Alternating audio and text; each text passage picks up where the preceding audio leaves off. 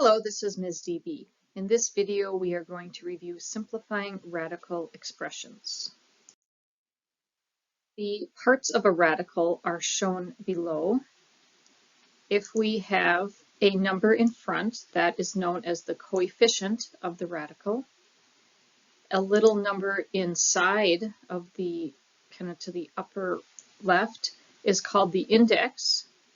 The radical symbol is just the same thing that we would use if it had been a square root, which you've probably seen before. That's called the radical symbol. And then the number underneath that radical symbol is the radicand. If there is no little number shown, no index, then we assume that it is a 2. And then we would call that a square root. So you don't see it if it's a square root, but it still is the index of 2. If we're looking at like radicals, like if we needed to add them, then it needs to have the same index, exact same index, and the same radicand. We can write radical expressions as expressions that have a rational exponent. A rational exponent is an exponent that is a fraction. So you could call them fractional exponents, but we use the term rational in algebra. For example, over here with numbers, we have the 5th root of 7 squared. That's how you would read that, the 5th root of 7 squared. The index of 5, that little number inside the radical expression, that will be the denominator in your rational exponent. Your fractional exponent will have 5 as the denominator. If there is a power inside with the radicand, then that exponent becomes the top number, your numerator. Look over here at this example. In this example, our index is n. It would be the nth root. And that becomes the denominator of this written like a fraction, fractional exponent. So it's the nth root of b becomes b to the 1 over n. The reason it's 1 is because there's no exponent showing on b, so we assume an exponent of 1. You can write this the other way around too. This can be written the other way. If we start with a fractional exponent of b to the 1 over n power, that's the same as the nth root of b. So the denominator, remember, will become the index. And the top number, if there is anything besides 1, would be an exponent on the radicand of b. On your worksheet, you will see some vocabulary and examples at the top of the page, similar to what we just talked about. And then there's an example. It says simplify 216 to the 1/3 power. This is really easier, much easier, if you write it in radical form. So in radical form, we know that the denominator of our fractional exponent is 3. So that will be the index, and we'll have the cubed root, or the 3rd root, of 216. And to see why that's equal to 6, think about what the cubed root means. It means that you had some number that multiplied by itself 3 times is equal to 216, or something to the 3rd power equals 216. And then you can use some trial and error. You can think, well, 2 times 2 times 2, or 2 to the 3rd power is only 8, and use your calculator. 3 to the 3rd power, 3 times 3 times 3 is 27. 4 to the 3rd power is too small. 5 to the 3rd power is 125, but 6 to the 3rd power is equal to 216. So that means that the 3rd root, or the cubed root of 216, is equal to 6, because that is the number that would be 6 cubed would be 216. So the answer is 6. So let's do the same thing for number 2 from the worksheet. It says write as a radical expression, then simplify each radical expression. So 169 to the 1/2 power. That means that 2 is going to be our index, the bottom number of the fraction. Well, that's the same as the square root of 169. So the square root of 169. And that is a perfect square, so you can check that one on your calculator, but that one is going to have a whole number answer. So after you write it as a radical expression, now simplify it so you figure out what that answer is. If it's not a whole number, if it's a decimal, then you simplify the way we did on our last assignment, simplify roots. Let's look at number 4 too. It says we want the third root, or negative 125 to the 1/3 power. To translate that as a radical, the 3, the denominator of the exponent, the 3, is going to be our index, which is the little number inside of our root. And then the negative 125 goes here. So you're going to think to yourself, what number to the 3rd power is equal to a negative 125? So how about, it has to be negative because negative times negative times negative is negative. So try negative 2 to the 3rd. That's negative 8. It's too small. Try negative 3 to the 3rd. And keep going until you find the one that is equal to negative 125. And you'll find that it's negative 5. Now the answer is not negative 5 to the 3rd power. The answer is negative 5 because the other stuff that I wrote is here I'm going to write it on this side. Negative 5. The answer is negative 5, and if you ask, how did you figure that out? It's because negative 5 to the 3rd power equals negative 125. But the answer is just negative 5. All right, let's look at the next page. Be written as exponents. Square roots are the same as to the power of 1/2. We already learned that. Cubic roots can be written as the power of 1/3. Fourth roots can be the same as the power of 1/4, and so on. So there's an example there with some variables in it, and we're going to look at 6 and 7 on the worksheet. So number 6 says, well, the directions say to write as a rational exponent. So we're not writing as a radical, it's as a radical, and we're going to change it. These are probably easier to do on your own paper, but there are tools in Word that you can do this, or you can use the arrow up key if you do shift and the 6 to make the little exponent sign. So this would be 14. That's a 3 inside there, so to the 1/3 power. I can't quite get there. That's a 3. And the next one says we have ZW to the 4th root of ZW. So that would be ZW, I'm going to put that in parentheses, ZW to the 1/4 power. 1/4 power. And that's how you would leave your answer. So if you put the parentheses around the ZW, it helps make it clear that both of those are being raised to the 1/4 power.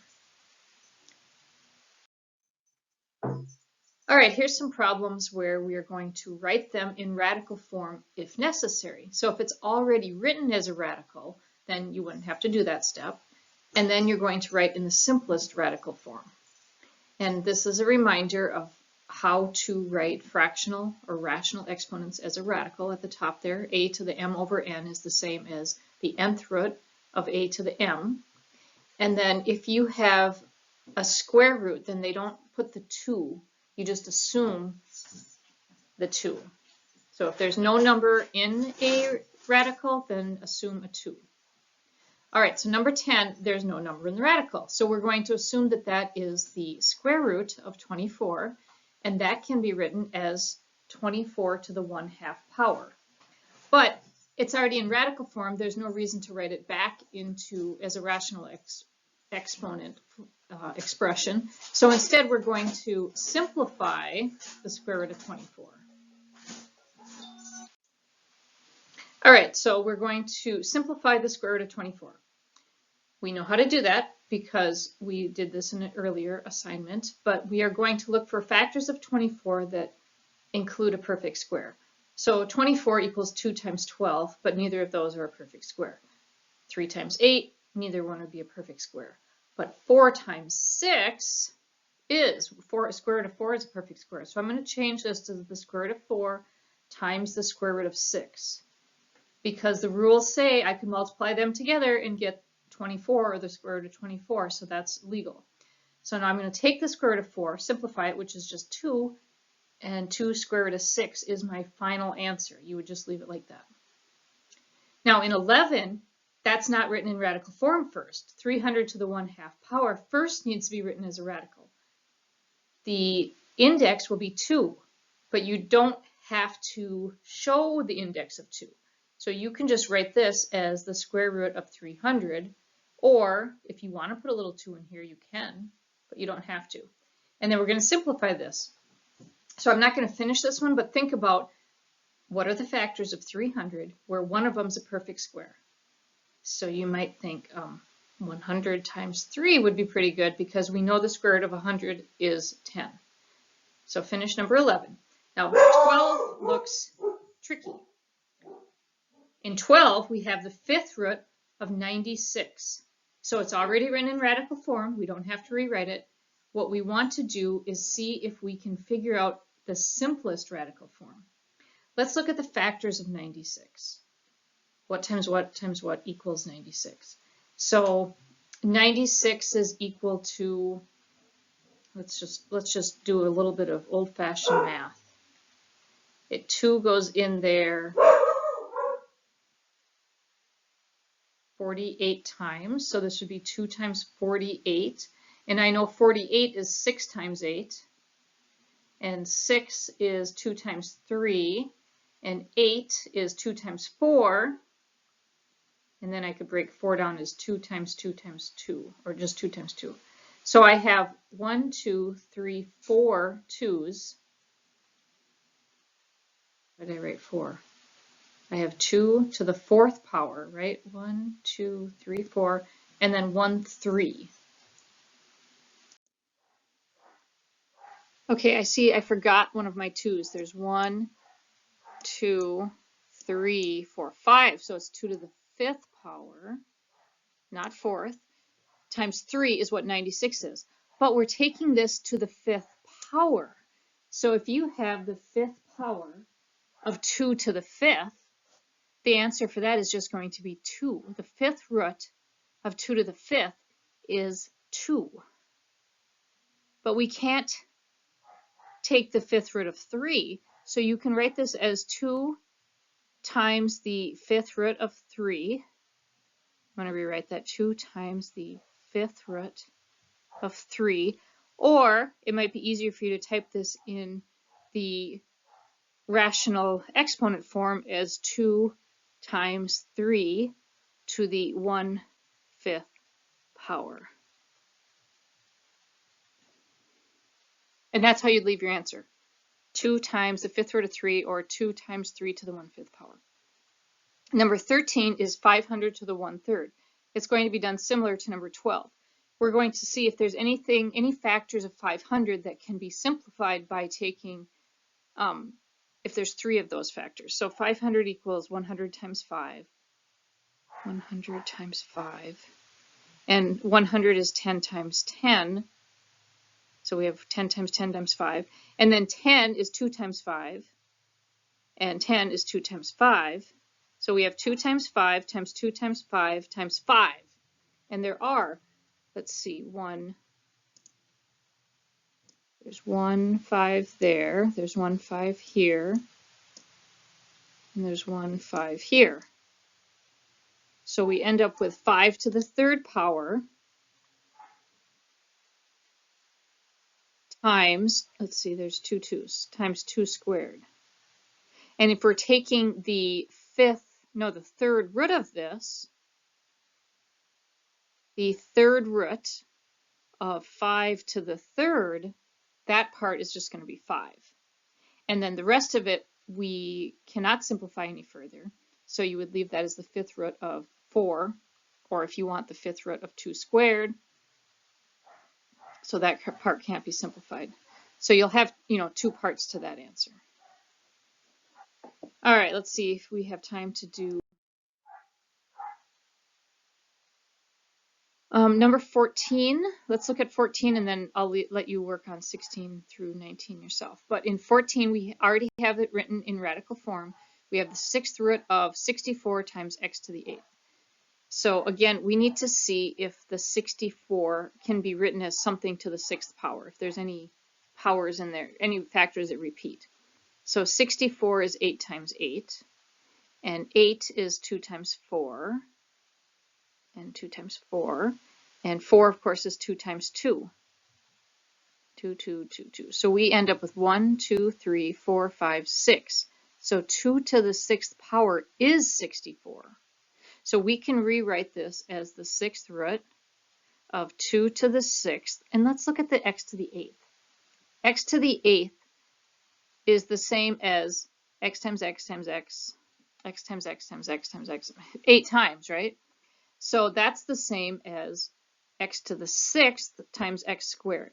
Now, why did I do that? Because we're looking at the 6th root. So we have x to the 6th times x squared. Okay. So what do we have? We have the 6th root of 2 to the 6th. We have the 6th root of x to the 6th, and we have the 6th root of x squared. This simplifies to just 2. The 6th root of 2 to the 6th is just 2. So that part is just going to be 2. The 6th root of x to the 6th is just x, so we have 2x. And then this can't be simplified. We could leave it like that, or if you want to write it as a rational exponent, you could write it as x times 2 over 6, which simplifies to 1 over 3. We could do a little bit more with that with the x to the 1 times x to the 1/3, but this would be fine. So 2x times the 6th root of x squared, or 2x times x to the 1/3 would be good. And then these last part, you're going to be matching the correct rational exponent to the correct radical form. All right, that's it for today.